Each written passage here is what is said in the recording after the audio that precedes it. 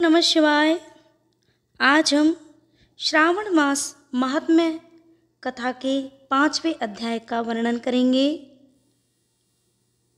श्रावण मास में किए जाने वाले विभिन्न व्रत अनुष्ठान और रविवार व्रत वर्णन में सुकर्मा द्विज की कथा का आज वर्णन होगा। ईश्वर बोले, हे सनत कुमार, करोड़ पार्थिव लिंगों के महात्म्य तथा पुण्य का वर्णन नहीं किया जा सकता। जब मात्र एक लिंग का महात्म्य नहीं कहा जा सकता तो फिर करोड़ लिंगों के विषय में कहना ही क्या। मनुष्य को चाहिए कि करोड़ लिंग निर्माण असमर्थता में 1,00,000 लिंग बनाए या 1000 लिंग या 100 लिंग ही बनाए। यहाँ तक कि एक लिंग बनाने से भी मेरी सन्निधि मिल जाती है। षडाक्षर मंत्र से 16 उपचारों के द्वारा भक्तिपूर्ण मन से भगवान शिव की पूजा करनी चाहिए। गृह यज्ञ के साथ उद्यापन करना चाहिए।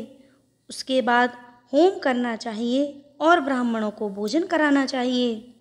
हे सनत कुमार, इस अनुष्ठान को करने वाले की अकाल मृत्यु नहीं होगी। यह व्रत बांझपन को दूर करने वाला, सभी विपत्तियों का नाश करने वाला तथा सभी संपत्तियों को वृद्धि करने वाला है। मनुष्य के पश्चात वह मनुष्य कल्प पर्यंत मेरे समीप कैलाशवास करता है।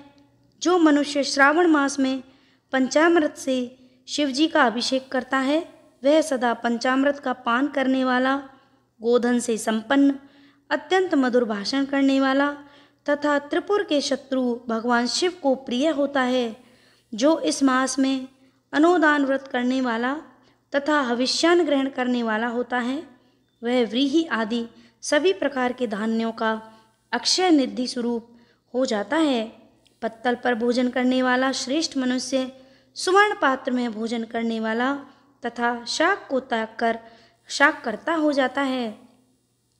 श्रावण मास में केवल भूमि पर सोने वाला कैलाश में निवास प्राप्त करता है। इस मास में एक भी दिन प्रातः स्नान करने से मनुष्य को 1 वर्ष स्नान करने के फल का भागी कहा गया है। इस मास में जितेंद्रिय होने से इंद्रिय बल प्राप्त होता है। इस मास में स्फटिक, पाषाण, मृत्तिका, मरकतमणि, शिष्ट, पीठी, धातु, चंदन, नवनीत आदि से निर्मित अथवा अन्य किसी भी शिवलिंग से, साथ ही किसी स्वयं आविर्भूत ना हुए लिंग में श्रेष्ठ पूजा करने वाला मनुष्य सैकड़ों ब्रह्म हत्या को भस्म कर डालता है। किसी तीर्थ क्षेत्र में सूर्य ग्रहण या चंद्र ग्रहण के अवसर पर 1,00,000 जप से जो सिद्धि होती है, वह इस मास में 1000 बार के जप से ही हो जाती है। अन्य समय में जो 1000 नमस्कार और प्रदक्षिणाएं की जाती हैं, उनका जो फल होता है वह इस मास में 1 बार करने से ही प्राप्त हो जाता है। मुझको प्रिय इस श्रावण मास में वेद पारायण करने पर सभी वेद मंत्रों की पूर्ण रूप से सिद्धि हो जाती है। श्रद्धा युक्त होकर इस मास में 1000 बार पुरुष सूक्त का पाठ करना चाहिए अथवा कलयुग में उसका 4 गुना पाठ करना चाहिए अथवा वर्ण संख्या का 100 गुना पाठ करना चाहिए अथवा वह करने में असमर्थ हो तो आलस्यहीन होकर मात्र 100 पाठ करने चाहिए। ऐसा करने वाला मनुष्य ब्रह्म हत्या आदि पापों से मुक्त हो जाता है। इसमें कोई संदेह नहीं है। गुरु पत्नी के साथ संसर्गजन्य पाप के लिए यही महान प्रायश्चित है। इसके समान पुण्यप्रद, पवित्र तथा पापनाशक कुछ भी नहीं है। पुरुष सूक्त के जप के बिना इस मास में एक भी दिन व्यतीत नहीं करना चाहिए। जो मनुष्य इस फल को अर्थवाद कहता है, वह नरकगामी है। इस महीने में समिधा, चारू, तिल और घृत से गृह यज्ञ होम करना चाहिए। शिव के रूपों का भली भांति ध्यान करके धूप, गंध, पुष्प, नैवेद्य आदि से पूजन करना चाहिए और अपने सामर्थ्य के अनुसार कोटि होम, लक्ष्य होम तथा 10 सहस्त्रम होम करना चाहिए। व्याहृतियों में ओम भू, ओम भुवः, ओम स्वः के साथ तिलों के द्वारा भी यह गृह यज्ञ नामक होम किया जाता है।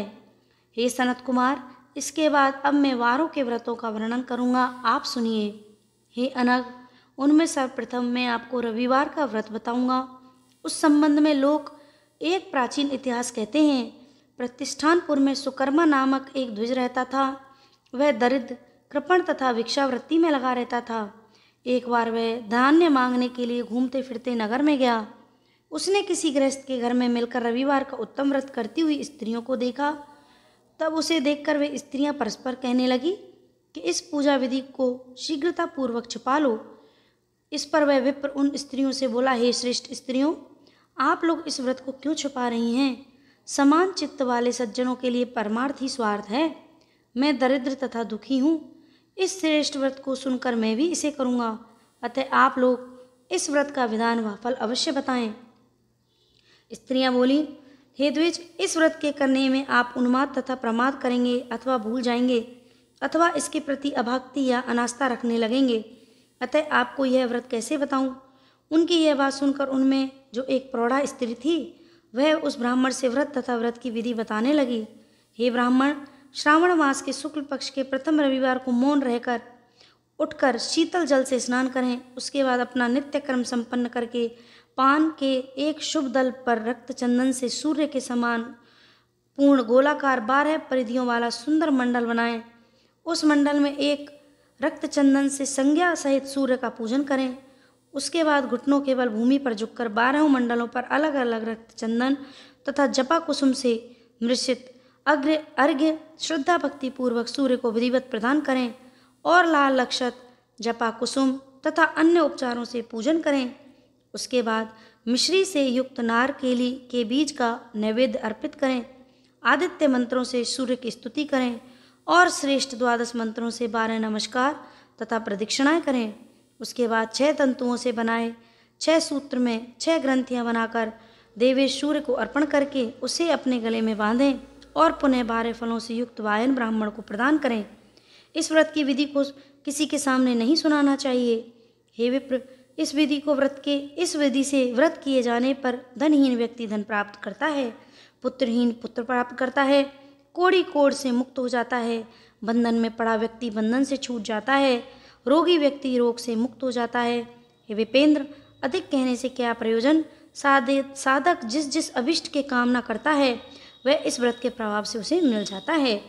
इस प्रकार श्रावण के 4 रविवारों, कभी कभी 5 रविवारों में इस व्रत को करना चाहिए। इसके बाद व्रत की संपूर्णता के लिए उद्यापन करना चाहिए। हे विप्रेंद्र, आप भी इसी प्रकार करें, इससे आपकी सभी मनोकामना सिद्ध हो जाएंगी। उसके बाद उन पतिव्रताओं को नमस्कार करके वह ब्राह्मण अपने घर आ गया। उसने जैसा सुना था उसे विधि से उस व्रत को संपूर्ण किया और अपनी दोनों पुत्रियों को भी वह विधि सुनाई। उस व्रत के सुनाने मात्र से शिव जी के दर्शन तथा उनके पूजन के प्रभाव से वे कन्याएं देवांगनाओं के सदृश हो गईं। उसी समय से उस ब्राह्मण के घर में लक्ष्मी जी ने प्रवेश किया और वह अनेक उपायों तथा निमित्तों से धनवान हो गईं। किसी दिन उस नगर के राजा ने ब्राह्मण के घर से होकर राजमार्ग से जाते समय खिड़की में खड़ी उन दोनों सुंदर तथा अनुपमेय कन्याओं को देख लिया। तीनों लोकों में कमल, चंद्रमा आदि जो भी सुंदर वस्तुएं हैं उन्हें वे दोनों कन्याएं अपने शरीर के अवयवों से तिरस्कृत कर रही हैं। उन्हें देखकर राजा मोहित हो गए और क्षण भर के लिए वहीं खड़े हो गए। ब्राह्मण को शीघ्र बुलाकर उन्होंने दोनों कन्याओं को मांग लिया। तब उस ब्राह्मण ने भी हर्षित होकर दोनों कन्याएं राजा को प्रदान कर दीं। उस राजा को वे पति रूप में प्राप्त करके कन्याएं अत्यंत प्रसन्न हो गईं। वे स्वयं इस व्रत को करने लगीं और पुत्र पौत्र आदि से संपन्न हो गईं। हे मुने, महान ऐश्वर्य देने वाले इस व्रत को मैंने आपसे कहा है।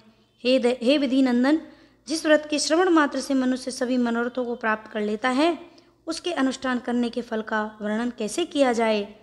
इस प्रकार श्री स्कंद पुराण के अंतर्गत ईश्वर सनत कुमार संवाद में श्रावण मास महात्म्य के प्रकीर्णक नाना व्रत, रविवार व्रत आदि कथन नामक 5वां अध्याय पूर्ण हुआ।